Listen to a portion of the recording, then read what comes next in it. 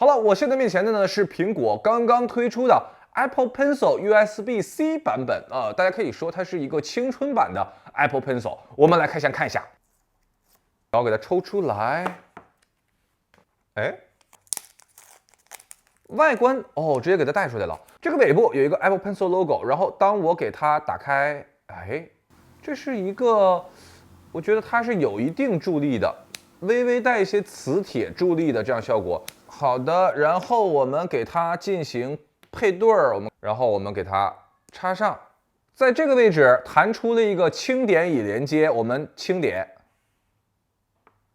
是已经连接了。首先 ，Lightning 接口的 iPad 呢，依然会优先推荐第一代 Apple Pencil。今天视频的核心要谈的是 Type-C 接口的 iPad， 哪部分用户适合用新出的 USB-C 版本的青春版 Apple Pencil， 哪部分用户适合 Apple Pencil 2。首先说 Apple Pencil 青春版和二代 Apple Pencil 相比缺少的功能，最核心的自然是压感，也就是说，根据笔触力度去写出不同粗细笔触的功能，堪称刀法中最要命的那一刀啊！这项功能最适合对书写和绘图有专业需求的用户，尤其是画画专业的用户。虽然说没有压感，但是苹果给这个 Apple Pencil USB-C 做了一个小小的优化，就是它可以通过你绘画的速度来改变字的粗细。比如说我现在慢一点写，就是这个宽度，对不对？但如果我快一点，其次，取消双触切换工具功能，对于绘画用户应该同样是巨大影响。这两个小操作基本上就把专业用户剔除得干干净净啊，目标用户也逐渐清晰起来。第三，取消磁吸充电功能。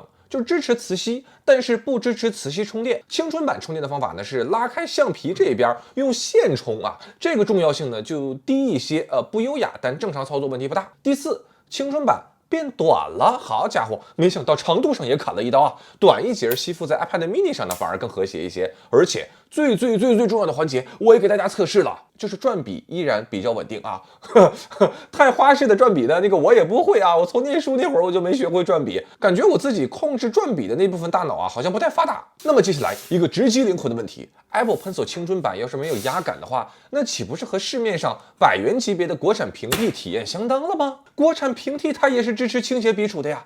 这个部分我给大家实际测试了一下，别说如果只用来写字记录，没有其他需求，那么国产平替的表现非常不错啊，体验非常好。大家都知道我很少推荐平替，因为向来我认为1分钱1分货。但是如果你仅仅是写字这个场景，平替手写笔的表现真的是很棒。那么青春版和平替版相比有哪些优势呢？首先，更好的磁吸，这一点呢，针对 iPad 10来说，平替版在 iPad 10上这个横竖它都对不准，而青春版可以吸附在 mini 10 Air Pro 的全部 iPad 机型上。第二，青春版支持悬停操作，这一点呢，对于一些绘画视频应用会有一些使用场景，比如说你可以配合手势更精准的调整笔刷啊，比如说在 Final Cut Pro 里通过悬停就替换了一部分鼠标的操作，对于那些不那么专业但是有进阶需求的用户是有帮助的。第三个就是一个隐含的差别，虽然都支持倾斜笔触，但是青春版还是要比平替版更精准、更丰富，比如说铅笔绘制这种笔尖侧锋书写效果的时候，平替版呢就不那么容易激活。大家可以看一下，然后现在是平替版啊。第一种这个，大家看它的精准度其实还是要差一点的。刚才看到了吗？